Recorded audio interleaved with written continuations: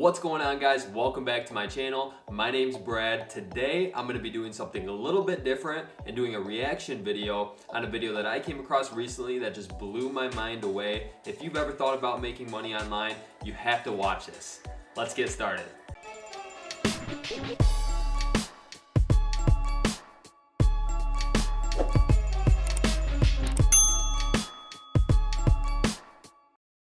Before we get started, guys, real quick, do me a favor, hit that like button. It really helps out. Thank you so much.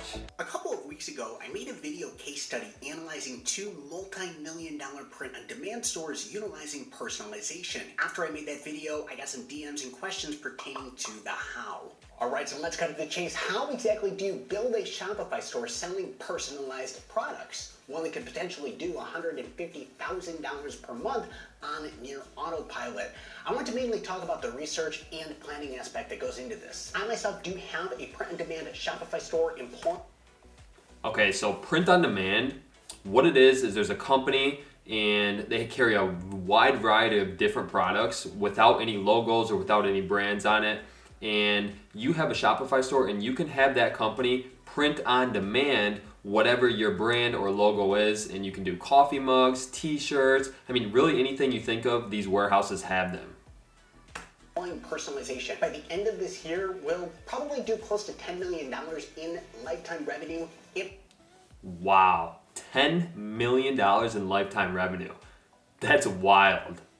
Not past that, I can honestly say though that I never really found true success with e-commerce until I found personalization. I also have a friend and he started getting into personalized products, selling these birth posters. Anyways, the business did tens of thousands of dollars in revenue pretty quickly. In fact, he recently sold the business to apply a lot of his insights that he learned from that to a new business.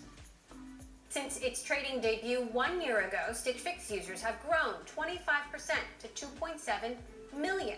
We're in the business of personalization. We do one-to-one, human-to-human personalization scalably. People love themselves. It's true. People love getting their name called or being bragged about to somebody. This human feeling can be applied to e-commerce in just the same way. With the right product and a right niche, great demographic, we can build trust and loyalty with the customer quicker than ever. And it's great for impulse purchases, and customers are more willing to talk about you on social media. In 2014, when Coca-Cola was looking to make a comeback and really just get ahead in the races, they created the Share a Coke campaign and they printed individual names on each bottle and can. The success they seen from this was the largest in over 10 years. New labels are coming off the printers and going on to millions of bottles of 20-ounce Coca-Cola as part of a new marketing campaign. Each label, one of about 250 different names to help you make a more personal connection with your I've still never seen my name on a Coca-Cola bottle, and my name is so simple, Brad. beverage. If you're dying for a competitive edge that will set you apart, be profitable, and allowing you to not compete with Amazon, well, the model we'll be using for this is print on demand. I recommend working with Printful, Gooten, or Printify for Printful, Gooten, or Printify are three big brands that do print on demand, but there's hundreds of other brands that probably have cheaper pricing. So if you're considering getting into this, just do a little bit of research on different brands that will fit best with you. For sourcing of products. If we dissect the night sky, none of this is a guessing game. They caught the trend very early on. Okay, now we're going to I've actually seen this brand advertising to me on Facebook before.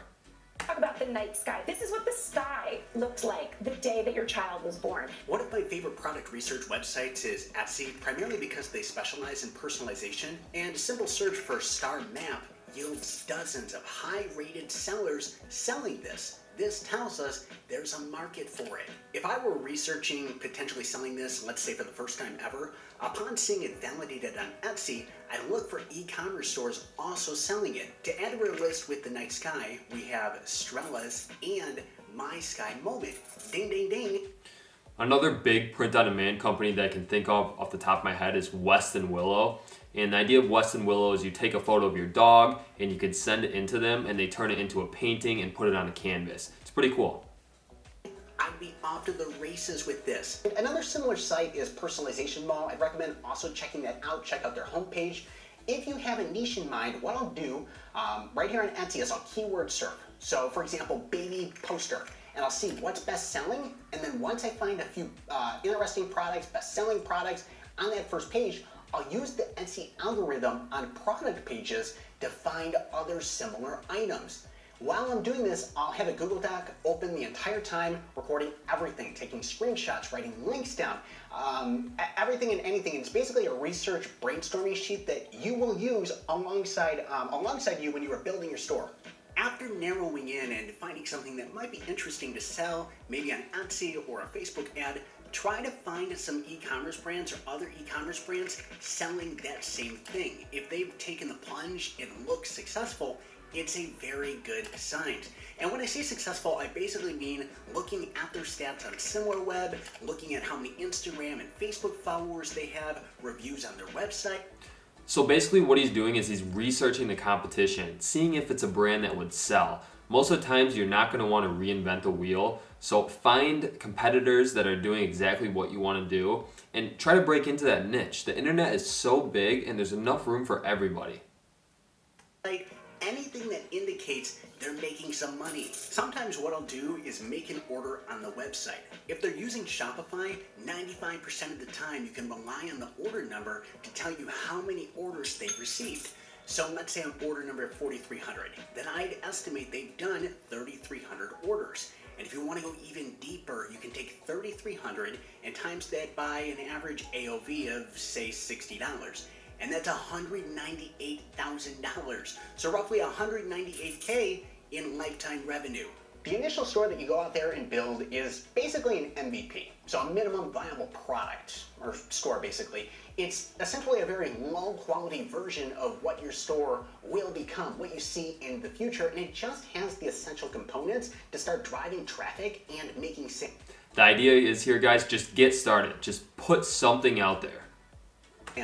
It's not really the amount of products that you have that matters, it's more so the quality. The quality is based on the research that you put in. And that research, the result of that research is the products that you have in your store, the ones that you deem to have a high chance of becoming a winner with advertising. I'd recommend having 1 to 3 products ready for ads that you are confident in being a winner, that you are confident in being able to build a sustainable business around. When it comes to the customization aspect, it's actually relatively simple. So let's say that you're selling art, something that a designer has to do. A great place to start is Fiverr when trying to find designers. Go ahead, make some test orders with various sellers, and then analyze the results you're getting. Depending on your product, you might also need some ready-to-go templates, maybe inside of Canva. Personalization is a manual process. So if you get 300 orders in a day, generally 100% of the time, actually, all 300 orders will have to be customized by you or somebody on your design team.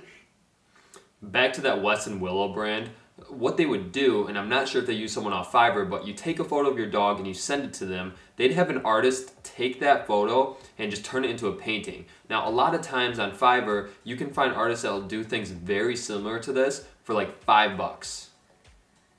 Now, we actually did this all ourselves, my business partner and I, our first 4 months in business, until hiring our first VA to take over. And that one team member soon led to 5 more. You ideally want to get your customers' orders personalized and shipped in a matter of days. Depending on what you sell, it might be in your best interest to have the customer approve the design or art before shipment. If you look at the night sky, there's really no need for that because they built a custom map builder. The customer can see everything that they are entering, all the details they're entering live in front of their face. Now with Piper Lou, there's really no need to approve the design, the customization aspect because it's super simple. I don't have to guess what it will look like upon ordering. When it comes to pricing your products, margin is most important. You don't want to go out there and sell something rock bottom and have a $5. You guys, print on demand is so exciting because it's so much different than just the average drop shipping store. You're kind of creating a personal brand here or a brand in general around your product. It feels legit. You know, a lot of these Shopify stores, they're just one product stores and they kind of feel cheap. This is a really good concept. A profit margin because it's just going to be so hard to build a sustainable business on the front end. What worked years ago just doesn't work the same nowadays. So when pricing products, let's say I'm going to sell this poster right here, and I go to Printful and it's $15. What I would do is go and sell it for $35. Having a $20 plus margin on your front end is your best bet. It's going to really help you out with advertising. Your initial selling point is not firm though. It's really just a placeholder. Analyze your ads data, what you are receiving, customer data, everything, and based on that, you can raise or lower your prices. Finding your sweet spot with your pricing is absolutely key because you are able to maximize your results that way. Your results with everything, and elevate your profitability and reach more people with Facebook advertising, everything and anything. To give you an example with us, with one of our products, we raised the price point by $5, and we thought, this is crazy. We're probably going to see a decrease in conversion rate. We actually see no change in our conversion rate. This was a major win for us. If we sell, for example, let's say 1,000 units of that product every single month, that's an extra $5,000 in profit that we would not have had otherwise if we would not have employed. Don't be scared to set your pricing too high. Find that sweet spot. Don't go too low, don't go too high, and do your research, okay? Look at where your competitors are pricing and just find that sweet spot. That test. You don't want to really just guess at a price and just keep it there. If it doesn't work, then the product is dead. Everything and anything is based upon data. Again, the price is a placeholder. Your goal should be to constantly learn so that you can earn. In the beginning of the video, I told you about somebody. The more you learn, the more you earn. They created a store selling birth posters. It was a niche he was very knowledgeable about. In fact, he actually just had a kid at the time. He also knew a competitor doing what he envisioned, and upon checking Etsy, dozens of results. Let's break apart the birth poster. Besides their large following and social proof littered throughout the internet, they're selling these 20 by 27 inch posters for roughly $65. If I go to Printful, I found a similar size, 24 by 36 inches for $18. And in shipping costs, when you factor that in, I'd say we're looking at a total cost of goods out the door for about 21 bucks. Next, the design, my favorite part. If we go over to Fiverr, I couldn't really find anybody doing this per se. However, in that kind of situation, I would start DMing these similar sellers right here and get their feedback. Let's say that we eventually close a deal and the rough art cost is $5 per design. That takes our total cost of goods to $26. If we sell at $65, our profit margin would be $39. $39 profit margin. This is insane. This is way better than really any other drop shipping product that I can think of. That's pretty darn good. Excellent margin. So we can pay, in that scenario, up to $39 to acquire a customer. One thing I also want to mention, it looks like they've invested in a custom preview generator similar to the next guy, and they've apparently had this since 2015 after looking on the Wayback Machine. I think that if you do a model like this or anything moderately similar, you can get away with not doing previews in the beginning, and then once you establish that success, you get those orders rolling in, you can begin to innovate. Very beginning stages, once you have selected your niche and you're able to see what is trending in that niche and what exactly is working when it comes to personalization, you put together your research, you put together a store, and then after that, it's really about innovation. You begin getting customer feedback and learning how you can switch things up, switch your product up, add more similar products to your store. Let's look at a business not actually using a preview generator. This right here is My Face Socks. All the information to input is right here on the product page. No preview needed. Whatever image I upload right here, by the way, a few apps that you can do this are Uploadery or Upload Kit. Whatever image I upload will appear in the back end for the Shopify seller to see, and that will be loaded up into Photoshop. The necessary edits and cuts around the image will be made, put on the sock template, submitted to the fulfillment center they're working with, and that's it. It's clear that they offer a wide array of products. They're actually running ads right now, and you can see right here how simple they are and really how simple you can make them if you're just launching a store.